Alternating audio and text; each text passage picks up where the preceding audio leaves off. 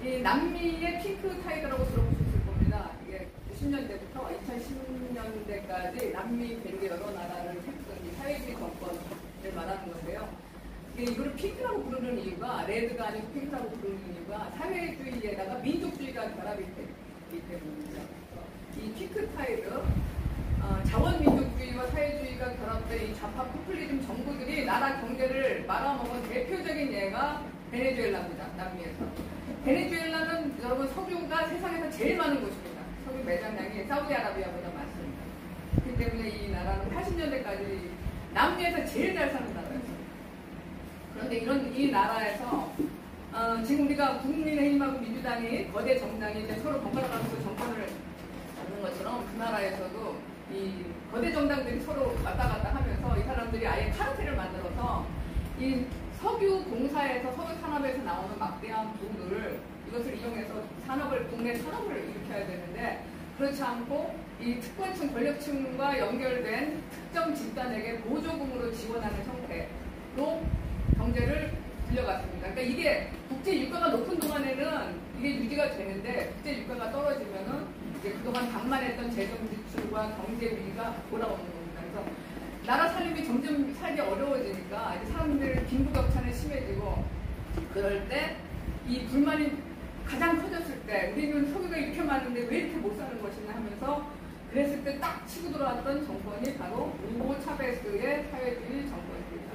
그래서 지금 우고 차베스가 99년에 들어와서 2013년까지 14년 동안 집권을 하면서 이 사람이 그 석유 산업에서 나오는 그 부를 이용해서 무상의료, 무상교육, 무상주택 정책을 실시를 했습니다. 그래서 지금 그 당시에 그 우고 차베스가 하는 저 나라 경영이 바로 우리나라가 가야 될 길이라고 주장했던 사람을 제가 개인적으로 알고 있습니다. 네, 그 사람이 이제 우리 민주화 정신그룹 안에 있습니다. 네. 그래서 이 13년 동안 이런 그 좌파 포퓰리즘 정책을 끌고 간 결과 결국 베네수엘라가 이제 완전히 경제가 완전히 그 나락에 떨어지는 그런 결과를 갖고 올 수밖에 없었던 게, 왜냐하면 석유 산업을 제외한 모든 다른 아무런 기업과 사원들이 경쟁력을 갖추지 못하는 그런 상태가 되어버린 겁니다. 그래서 이런 상태에서 우고 차베스가 2013년에 암으로 죽고 나서 그 후계자가 다음 정권을 이어받았는데, 이 사람이 가장 결정적인 그 최악의 선택을 하게 되는 거죠. 나라에 돈이 없으니까 돈을 찍어냈습니다. 돈을 찍어내서 이 돈을 막 뿌리는 겁니다. 이게 그러니까 그 당시 2017년에 인플레가 430%까지 올라가고 2018년에 65,000%의 인플레가 됐습니다. 이거는 돈이 휙 줄어들어요. 그래서 지금 그 베네수엘라가 어떻게 되느냐, 그 세상에서 제일 소유가 많은 나라가 지금 남미에서 남미국가는 세계에서 가장 가난한 나라에서 어린 자녀가 있는 부모들이 애들한테 밥을 먹이기 위해서 음식 쓰레기를 뒤지고, 젊은 여자들은 외국에 나가서 몸 팔아서 돈 벌어오고, 그런 나라가 되겠죠. 또 다른 대표적인 경우가 이제 아르헨티나가 있습니다. 아르헨티나는 2000년대, 아니 20세기 중반까지 세계 5위 경제 대국이었습니다. 남미의 유럽이라고 불렸습니다.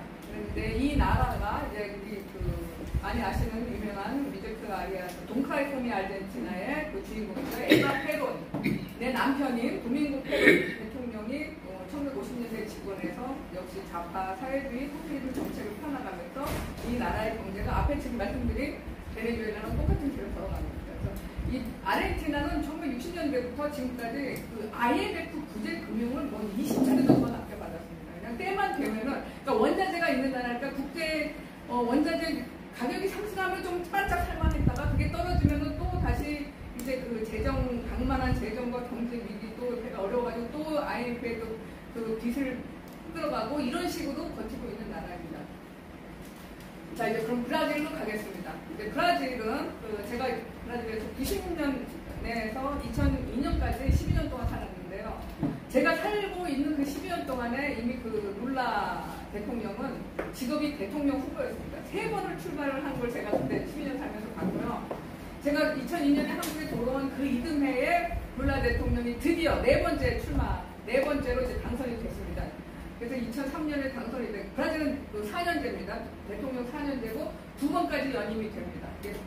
세 번째는 안 되는데 건너뛰면 할 수 있어요. 그래서 지금 룰라가 또 세 번째가 된 겁니다.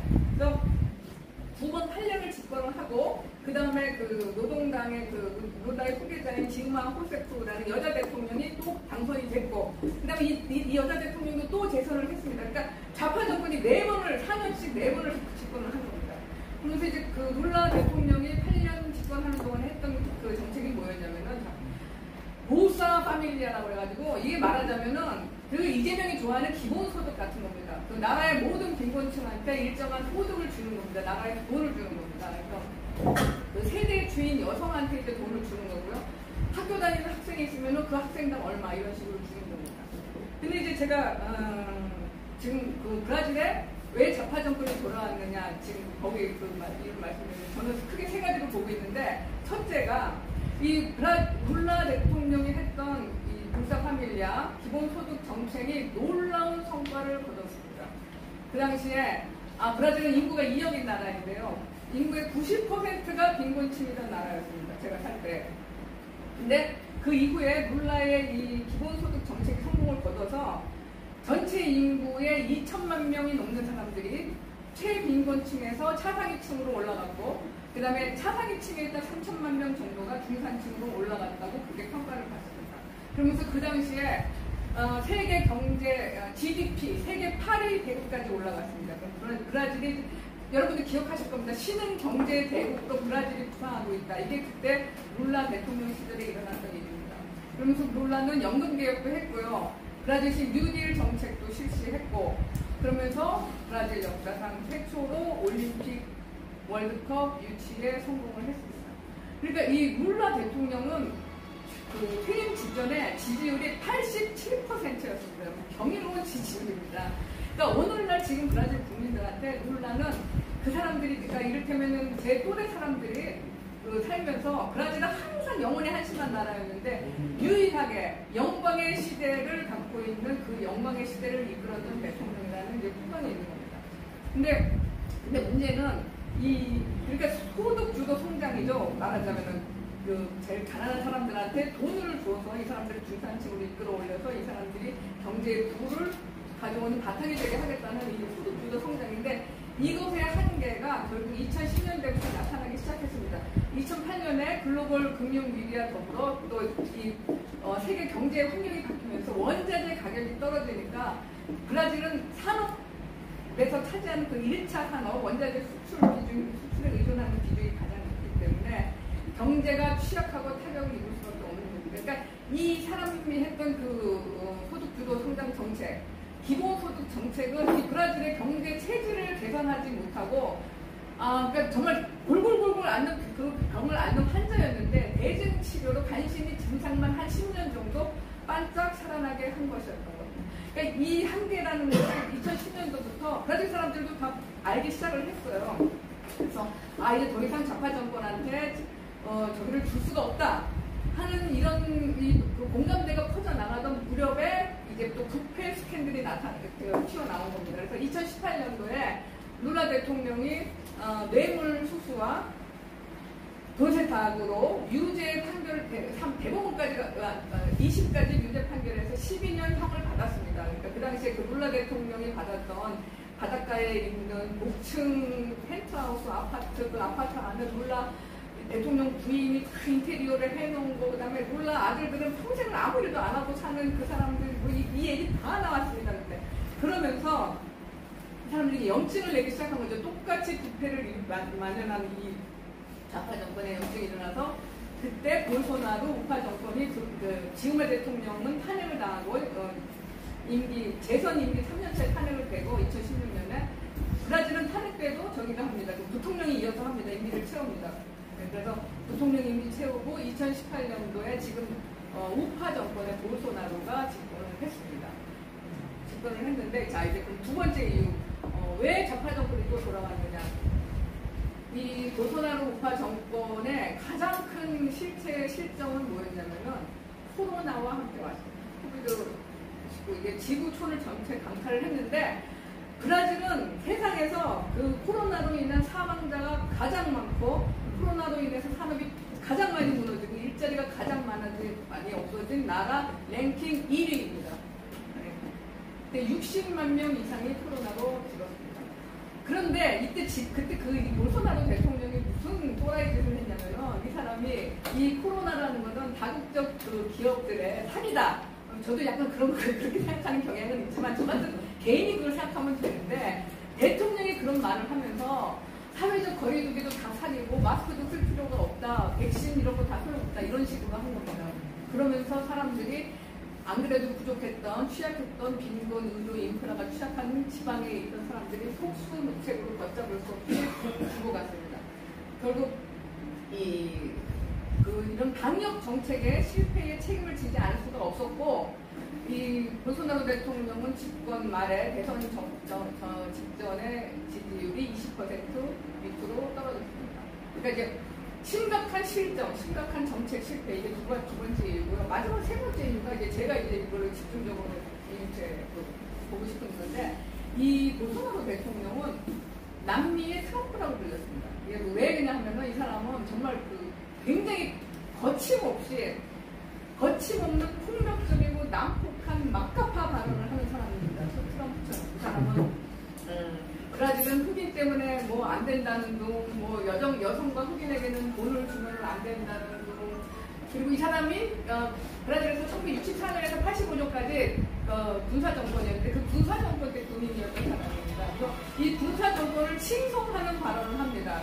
군사 정권이 그때 더 많은 원주민, 더 많은 범죄자들을 죽여야 했었는데 그걸 못했다는 둥 이런 소리를 하니까 이 사람은 대통령의 시절에 동성애자 혐오 발언으로 해서 고발이 돼서 벌금형까지 받은 사람입니다. 그래서 이 사람, 그러니까 브라질도 우리나라처럼 지그마 대통령 탄핵되던 이후로 좌파 우파가 갈려가지고 국민들이 부패로 날려서 뭐 증오하고 혐오하고 서로 조롱한 게 말도 못합니다. 우리나라보다 더하면 더했지 똑같아요. 그래서 증오하고 혐오하는 중에 반대파 국민들이 이 볼소나로 대통령을 완전히 쓰레기 취급을 하는 것과 제가 뭐를 비슷하게 보냐면 우리나라 근데 지금 볼소나로는 실제로 약자와 소수자에 대한 인종차별 발언을 하는 사람입니다. 하기 때문에 그런 막가파라는 얘기를 들어도 괜찮은 건데요. 우리나라의 윤석열 대통령은 전혀 그런 사람이 아닙니다. 여러분 아시다시피 약자와 소수자를 오히려 그 반대에 있는 사람입니다. 그럼에도 불구하고 지금 우리나라에서는 이 사람이 마치 난폭한 통제할 수 없는 거침없는 아무의 말도 듣지 않는 이런 그런 폭력적인 발언을 하는 사람이라는 그 이미지를 씌우고 있고 이 이미지를 강화하려는 집단들이 특히 또 지난 1년 반 동안 공중파, TV, 방송, 뉴스를 장악하고 있어서 이 이미지가 계속 강화되어 왔다고 생각합니다. 그래서 지금 운동권 출신의 주축을 이루는 이 민주당 이 사람들이 제일 잘하는 것, 이 사람들이 제일 자랑스러운 게 뭡니까? 우리는 독재에 저항했다는 것입니다. 이 사람들이 주장하는 건 독재가 오고 있다. 막가파, 깡패 같은 아무의 말도 안 듣는 독재 대통령이 파시즘을 가지고 오고 있다라고 이렇게 얘기하면서 우리가 그것을 막겠다라는 것이 이 사람들이 밀고 있는 서사, 정서입니다. 우리는 이 서사를 깨트리는 데 집중해야 된다고 생각합니다. 여기까지 하겠습니다. 네, 우리들 세분 안녕하십니까, 최영원입니다. 저는 오늘도 우리가 보수의 이념과 그 이념과 대한민국의 재건축을 말씀하셨는데 일단 보수 자체에서 보수 정당에서 이념은 도대체 뭔가 이것부터 세워야 된다고 생각합니다. 국민의힘 강령 보면은 사회적 경제, 경제민주화, 심지어 기본소득. 예를 들어서 좌파들의 강론에 어떤 그런 것들이 많이 스며들어 있어요. 그리고 선거 때마다 그런 포퓰리즘 어떤 공약 정책 이런 것도 많이 나타해왔고, 그렇기 때문에 누가 뭘 나무랄지 이런 거에 대한 어떤 중심이나 이런 게 전혀 없어요. 거기다가 가장 중요한 것은 페미니즘입니다.